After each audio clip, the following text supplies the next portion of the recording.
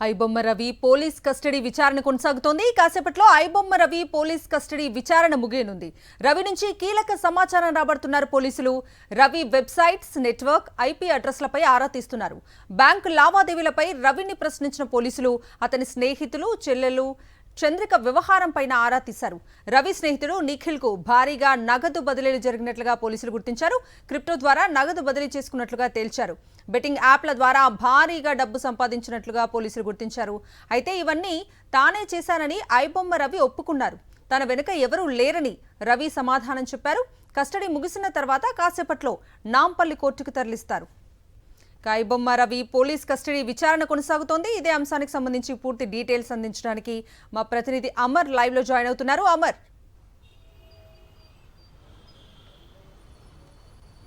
ఐబొమ్మ రవి కేసులో ప్రస్తుతం 5వ రోజు కస్టడీ ప్రక్రియ అనేది కొనసాగుతుంది. ముఖ్యంగా 5 రోజుల కస్టడీలో కీలకమైన సమాచారాన్ని హైదరాబాద్ సైబర్ క్రైమ్ పోలీసులు తీసుకున్నారు. ఎందుకంటే రవి ఇప్పటికే అతను నేరం చేసినట్టుగా అంగీకరించడంతో పాటుగా నేను ఒక్కనే చేశానంటూ కూడా తాను ఒప్పుకున్నాడు. అతని వెనుక ఎవరూ లేరన్న అంశాన్ని చెప్పిన నేపథ్యం అయితే ఉంది. అయితే రవి స్నేహితుడు నిఖిల్తో పాటు అతని సోదరి అయినటువంటి చంద్రిక, ఈ ఇద్దరి వ్యవహారాలపైనే సిసిఎస్ పోలీసులు లోతైన విచారణ జరిపారు. మరోవైపు 20 కోట్ల ట్రాన్సాక్షన్ని ఇప్పటికే సిసిఎస్ పోలీసులు గుర్తించిన నేపథ్యంలో ఆ 20 కోట్ల ట్రాన్సాక్షన్లో నిఖిల్కి ఎక్కువ మొత్తంలో డబ్బులు బదిలీ అయినట్లుగా పోలీసులు ప్రాథమిక విచారణలో వెల్లడైంది. ఇప్పటికే బ్యాంకు సంబంధించిన 36 ఖాతాలు ఉన్నాయి. 36కు పైగా ట్రాన్సాక్షన్స్ని గుర్తించిన నేపథ్యంలో వాటన్నిటికి సంబంధించిన బ్యాంకు అధికారులకు లేఖ రాయడం, బ్యాంకు అధికారుల దగ్గర నుంచి వచ్చినటువంటి సమాచారం మేరకు పూర్తి స్థాయిలో ఉన్నటువంటి ఆధారాలను ముందుంచి కూడా రవిని ప్రశ్నించడం జరిగింది. ముఖ్యంగా ఈ కేసులో అసలు వెబ్సైట్ నిర్వహణ అనేది క్వశ్చన్ మార్క్గా మారింది. ఎందుకంటే రవి చేసింది ఎంబీఏ చేసిన తర్వాత ఒక టెక్కీగా మారిన తర్వాత అతను వెబ్సైట్ ఎలా నిర్వహించారు, వెబ్సైట్కి ఐపీ మాస్క్ ఏంజిలా వ్యవస్థను ఎలా ముందుకు సాగించారు, ఏంజిలా సంస్థ ద్వారానే ఐపీ మాస్క్ నిర్వహించడం వల్ల ఇతర దేశాల్లో ఐపీ లొకేషన్లు చూపించడం, ఇలా కేసు సంబంధించి ఈ ముందుకెళ్ళడానికి సిసిఎస్ పోలీసులకు గతంలో అడ్డంకిగా మారిన నేపథ్యంలో ఇలాంటి సైబర్ క్రైమ్ నేరాలు మరోసారి పాల్పడకుండా ఏంజిలా సంస్థ నిర్వాహకులను కూడా ప్రశ్నించి అరెస్ట్ చేసేందుకు వారికి సంబంధించిన ఇన్ఫర్మేషన్ని పోలీసులు అడిగి తెలుసుకున్నారు.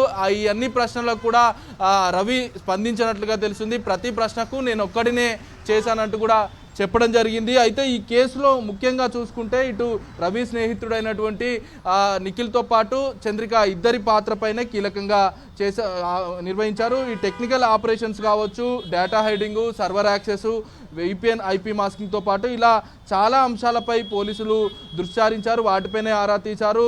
అయితే 5 రోజుల కస్టడీలో భాగంగా కొన్ని ప్రశ్నలకు మాత్రమే రవి సమాధానం చెప్పారు. మరికొన్ని ప్రశ్నలకు సమాధానం చెప్పకుండా మాట దాటవేస్తూ చెప్పినట్లుగా తెలుస్తుంది. ఇప్పటి వరకు 5 రోజుల కస్టడీ అనేది ముగిసింది. కొద్దిసేపటి క్రితమే విచారణ పూర్తయింది. 5 రోజుల అంశాలన్నింటినీ కూడా అతని స్టేట్మెంట్ను రికార్డ్ చేసుకున్న తర్వాత అతను ఏం చెప్పాడన్న అంశాన్ని నాంపల్లి కోర్టు ముందు పోలీసులు ఉంచనున్నారు. ఎందుకంటే 5 రోజుల కస్టడీలో ఇప్పటికే కీలకమైన సమాచారాన్ని పోలీసులు నెట్వర్కింగ్తో పాటు ఆర్థిక లావాదేవీలకు సంబంధించిన వివరాలన్నీ కూడా తెలుసుకున్నారు. కాబట్టి అతని స్టేట్మెంటు తీసుకున్న తర్వాత మరి కాసేపట్లోనే నాంపల్లి కోర్టుకు అతన్ని తీసుకెళ్తారు. హాజరుపరిచిన తర్వాత చెంచల్గూడ జైలుకు తరలిస్తారు. అయితే ఈ కేసు ప్రక్రియ ఒకవైపు రిమాండ్ ప్రక్రియ ఒకవైపు ఉండగా మరోవైపు హైదరాబాద్ సైబర్ క్రైమ్ పోలీసులో ఇప్పటికే అతనిపైన 5 కేసులు నమోదయ్యాయి. 5 కేసులే కాకుండా ఇప్పుడు ఒక కేసు మీద కోర్టు ఈ విచారణకు సంబంధించి కస్టడీ కొనసాగిస్తుండగా మిగతా 4 కేసులకు సంబంధించి సైబర్ క్రైమ్ పోలీసులు పీటీ వారెంట్ కూడా దాఖలు చేశారు. ఈ పీటీ వారెంట్ పిటిషన్ పైన ఒకవేళ అనుమతిస్తే మాత్రం ఈ మిగతా 4 కేసులకు సంబంధించి అతన్ని విచారించనున్నారు. గతంలో నిర్మాతలు లాంటి ప్రముఖులు కూడా ఈ సైబర్ సంబంధించిన ఏదైతే పైరసీ వీడియోల పైన ఫిర్యాదు చేయడం జరిగింది. ఈ ఫిర్యాదు పట్ల పోలీసులు కూడా కేసు నమోదు చేయడం జరిగింది. ప్రస్తుతం రవికి సంబంధించిన పూర్తి సమాచారం అయితే పోలీసులు సేకరించారు.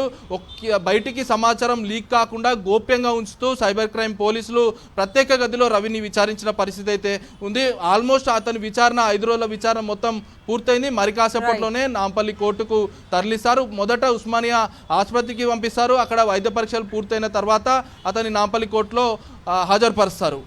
Right Amar, thank you for the updates.